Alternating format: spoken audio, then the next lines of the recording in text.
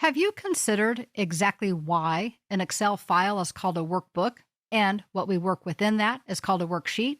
Well, it's because Excel's roots are back in the real days of accounting when we actually used workbooks and sheets within those workbooks to manually enter data. Now, I'm not trying to say that there's anything wrong with doing this electronically, just trying to give you a little history lesson. What I know is that registers like this are really not very exciting, and that's okay. I'm not trying to get you excited about registers themselves. In fact, in these days of electronic banking, I'm not sure how many people may even use a paper-based check register or remember what they are. So I guess I may need to update my analogy, but still, that's where the terminology comes from in Excel.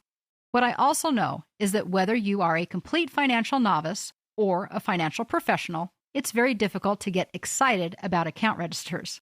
I'm not even going to try to get you excited about them, but I do want to get you excited about an important feature that can be applied to them, and that is the ability to use Excel's data validation functions to ensure accurate quality values are entered. Quality data not only refers to making sure that it is accurate, which can be assessed in many ways, but also ensuring that as we monitor the data, that our attention is brought to specific values if or when it's appropriate. This is also accomplished through data validation. We currently have the Account Registers file open from the Chapter 3 Working Files folder. It's an account register for a business credit card. It includes all the information you'd expect, including date, payee, a description, an accounting category, the amount of the transaction, and a running totals balance in the F column. It has been set up as a table, so it's much easier to read with the alternating shading of rows. It's also easy to sort and filter using the in-column drop-downs at the top of each column. All of these tools allow for easier manipulation of the register, but they have nothing to do with accurate data. We want to ensure that the values that are entered here are of good quality. We'll start by adding some data validation to the category column. Before we get there, though, let's take a look at the second worksheet in this file. It's actually called Expense Categories. It's a very simple list of just that, but these are the categories that our bookkeepers and accountants want us to use so that they can easily apply them to the budgets and maybe all of the other financial statements that they need to produce. Anytime people are allowed to type freeform, we can almost guarantee that the values will not be consistent. It's just human nature. It's not that they're trying to do anything wrong. From a user standpoint, it can also be more difficult if the users don't know specifically what values are preferred. Someone who does not participate in accounting and bookkeeping as part of their regular job might simply call something desk stuff instead of the more formal category known as office supplies. We can address both of these problems by requiring entries into the field in the register to match this list of predefined values. While formats control how data appears, data validation is what controls what type of content, the values that can actually be entered. So let's get back to our credit card register, and let's select all of column D. This is the column to which we want to apply the data validation. Data validation refers to data, and therefore it is found on the Data tab of the ribbon. It's found in the Data Tools group, and it should have a drop-down from which we can choose data validation one more time. This brings up a window in which we can create the validation rule. By default, every cell in every worksheet has data validation. The rule is just set to accept any value. We want to change that. Notice from the drop-down that there are many different choices, and we want to be as specific as possible. Do we want any number or just whole numbers? Do we want dates or do we want times? We're actually going to choose the list option. We have some checkboxes on the right-hand side that allow us to ignore blank cells and another checkbox for in-cell drop-downs. I like the in-cell drop-down because people know how to use those these days, and they can simply select from the list without having to type. Whether you're going to allow blank values or not is a personal decision. In an account register, somebody entering a value may not know what category to apply, so we may not want to force them to put in an entry. For this particular argument, we simply need to define the source.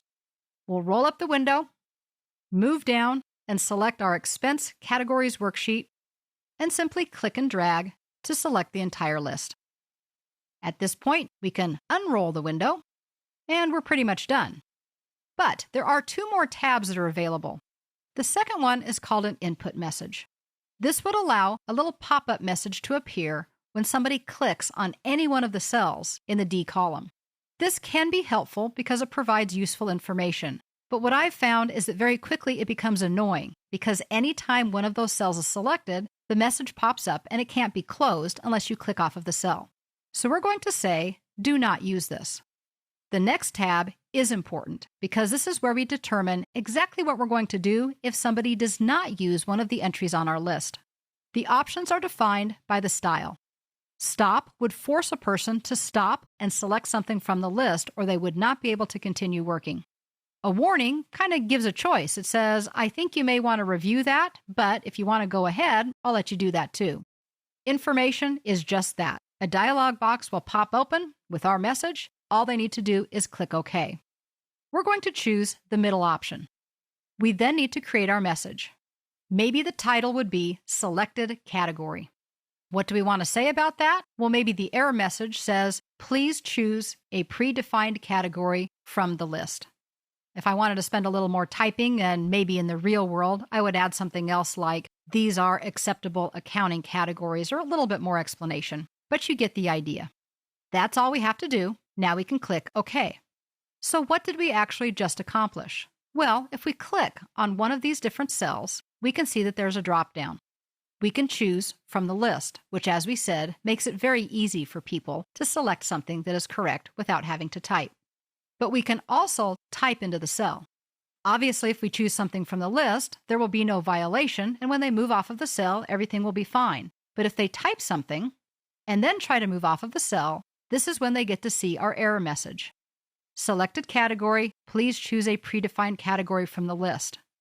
Because we did not choose stop and we did not choose information, they actually have an option here.